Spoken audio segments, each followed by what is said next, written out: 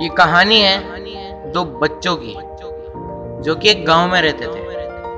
उनमें से एक 6 साल का था और एक 10 साल का। दोनों बहुत अच्छे दोस्त थे। एक दिन वो दोनों खेलते खेलते गांव के थोड़ा बाहर आ गए और उन्हें पता भी नहीं चला। खेलते खेलते उनमें से जो बच्चा 10 साल का था वो एक कुएं में गिर जाता है और जोर जोर से चीखने चिल्लाने लग जाता है।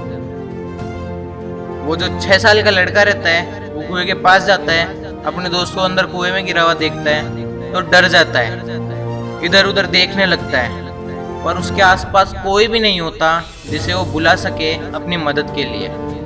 तभी उसकी नज़र एक बाल्टी पे पड़ती है जो कि एक रस्सी से बंधी रहती है। वो लड़का एक सेकंड भी वेस्ट नहीं करता, उस बाल्टी को उठाकर कुएं में फेंक देता है और अपने दोस्त को बोलता है इसे पकड़ ले।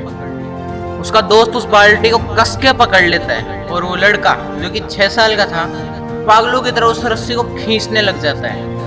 अपनी पूरी ताकत लगा देता है, खींचता रहता है उस रस्सी को, खींचता रहता है और तब तक खींचता रहता है जब तक कि वो अपने दोस्त को उस कुएं के बाहर नहीं निकाल लेता। जैसे उसका दोस्त कुएं के बाहर आता है, दोनों गले मिलते हैं, रोते हैं, खुश भी होते हैं, पर कहीं ना कहीं उन्हें डर लगता रहता है क्योंकि उन्हें मालूम था कि जब गांव वालों को ये बात पता पड़ेगी, जब वो बताएंगे कि उनके साथ क्या हुआ, तो उनकी बहुत बुरी डांट पड़ेगी। पर हुआ इसका बिल्कुल उल्टा।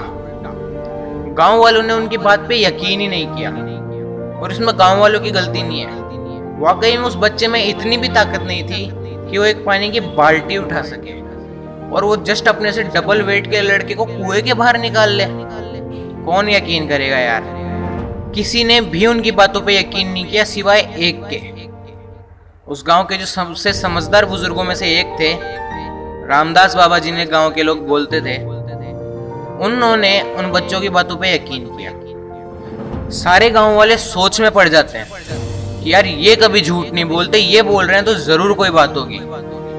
पूरा गांव इकट्ठा होता है और बाबा के पास चल देता है और जाकर बाबा से बोलते हैं कि बाबा हमें तो कुछ समझ में नहीं आ रहा, अब आप ही बताएं। बाबा बोलते हैं यार मैं क्या बताऊं, बच्चा बता तो रहा है कैसे उसने बाल्टी फेंकी, उसको बाहर निकाला, अब इसमें मैं क्या बताऊं। सारे गांव वाले बाबा की तरफ आश्चर्य से देखने लग जाते हैं। तभी बाबा हल्के से मुस्कुराते हैं और बोलते हैं सवाल ये नहीं है कि उसने ऐसा कैसे किया, सवाल ये है कि वो ऐसा क्यों कर पाया।